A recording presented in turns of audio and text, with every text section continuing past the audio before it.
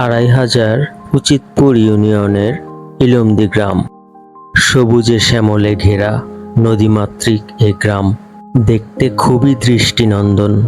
গ্রামের মাঝখান দিয়েই বয়ে গেছে একটি সুন্দর নদী, আর নদীর মাঝখানেই দেখা যায় একটি অসাধারণ ব্রিজ। ইন্টারনেট ঘেঁটে জানতে পারলাম এই ব্রিজের নাম লাভ ব্রিজ। তবে এ এলাকার মানুষ ভাঙা ব্রিজ নামে এই ব্রিজটিকে চিনে। ব্রিজটিতে ওঠার পর খুবই ভালো লাগলো।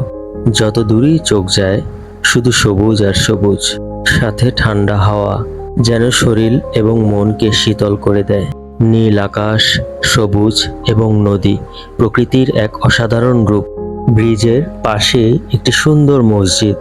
মসজিদের পাশ দিয়ে বয়ে গেছে এই সুন্দর নদী। নদীর পাশে একটি শান বাঁধানো ঘাট। ঘাটের পাশেই আছে নৌকা। যে কেউ চাইলে এই নৌকা ভাড়া নিয়ে ঘুরতে পারে এই নদীতে। তো বন্ধুরা, সুযোগ পেলেই ঘুরে আসতে পারেন এই সুন্দর সবুজে ঘেরা নদীমাতৃক এই গ্রামটিতে।